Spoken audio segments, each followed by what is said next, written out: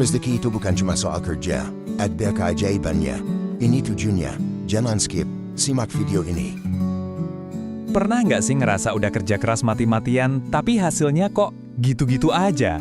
Nah, ada sebuah buku nih, judulnya 7 Keajaiban Rezeki dari Ipo Santosa.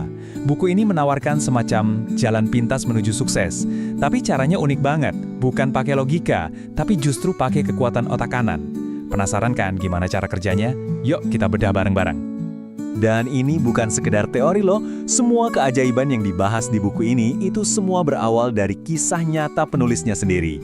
Kita bakal lihat sebuah transformasi yang luar biasa banget. Dari seseorang yang bisa dibilang pecundang menjadi seorang pemenang sejati. Coba bayangin deh, ini kondisi awal si penulis. Dia bilang sendiri, dia itu anak paling sakit-sakitan, paling pemalu, dan paling miskin di keluarga. Jadi bukan cuma kurang beruntung ya, tapi ini kondisi yang bikin dia minder abis, serba terbatas. Inilah yang di buku ini disebut sebagai loser state atau kondisi pecundang. Nah, pertanyaannya kan jadi jelas banget. Gimana ceritanya orang dengan awal yang kayak gitu bisa membalikan keadaan secara total? Apa sih rahasianya? Kok bisa? Lihat deh perbedaannya. Ini bukan sekedar perbaikan kecil-kecilan, tapi benar-benar lompatan kuantum. Dari loser state yang sakit-sakitan, pemalu, dari keluarga miskin, jadi winner state yang jarang sakit, jadi pembicara nasional, punya banyak bisnis. Jelas banget kan? Ini bukan hasil dari cara-cara yang biasa-biasa aja. Oke, jadi apa kunci pertamanya? Ternyata bukan strategi bisnis yang jelimet, sama sekali bukan. Kuncinya justru sesuatu yang sangat personal, yang mungkin sering banget kita lupakan. Buku ini menyebutnya kekuatan sepasang bidadari.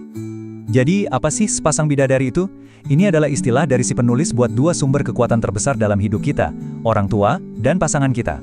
Menurut buku ini, rezeki kita itu bisa melesat bukan cuma karena kita berbuat baik ke mereka, tapi saat kita secara aktif memuliakan mereka, dan yang terpenting, meminta doa restu mereka.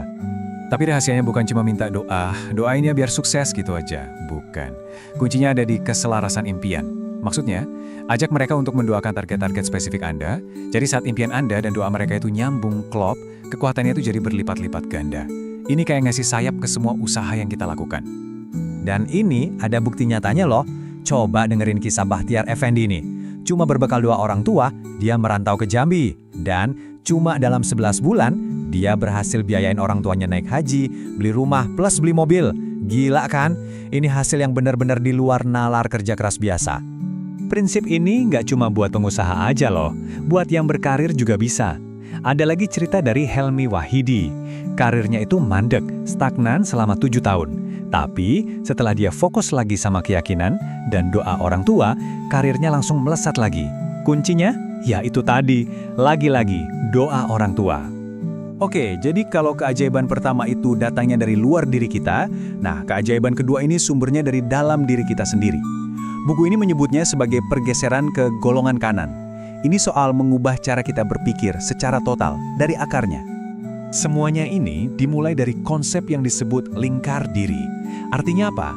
Artinya, semua keajaiban, semua perubahan besar dalam hidup kita, itu nggak dimulai dari faktor luar, tapi dari dalam, dari pikiran kita sendiri.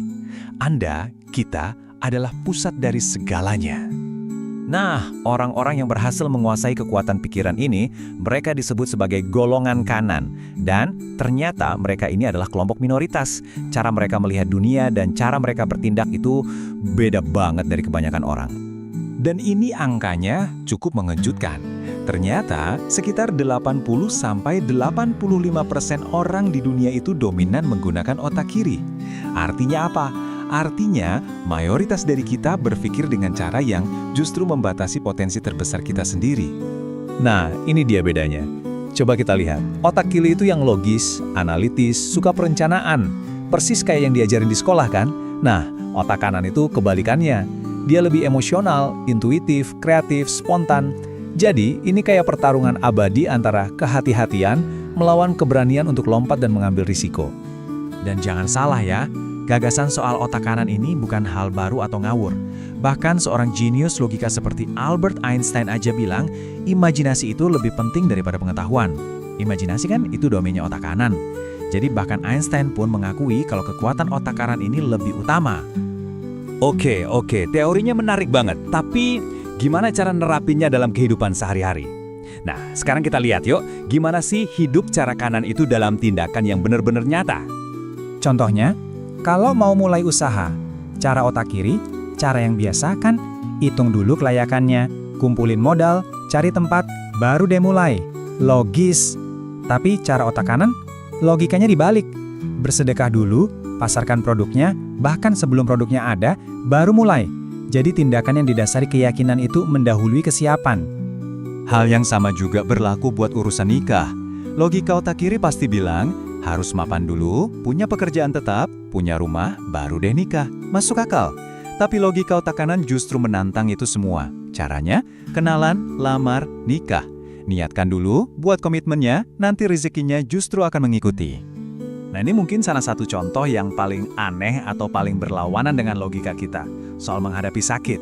Cara kiri ya kita fokus ke gejalanya, mengeluh, terus ke dokter. Tapi cara kanan kita diminta untuk membayangkan kesehatan, bertindak seolah-olah kita sehat, minta doa, dan bersedekah. Ini bukan berarti kita nolak pengobatan medis ya, sama sekali bukan. Tapi kita melengkapi ikhtiar medis itu dengan kekuatan penyembuhan dari dalam diri. Buku ini punya janji yang sangat berani. Nasib Anda bisa berubah hanya dalam 99 hari. Nah, setelah kita bedah semua ini, pertanyaannya saya kembalikan ke Anda. Apa cuma satu aja, tindakan otak kanan, sebuah tindakan yang didasari keyakinan, bukan sekedar logika, yang bisa Anda lakukan mulai hari ini? Gimana penjelasannya? Jangan lupa like, share, dan follow channel ini ya.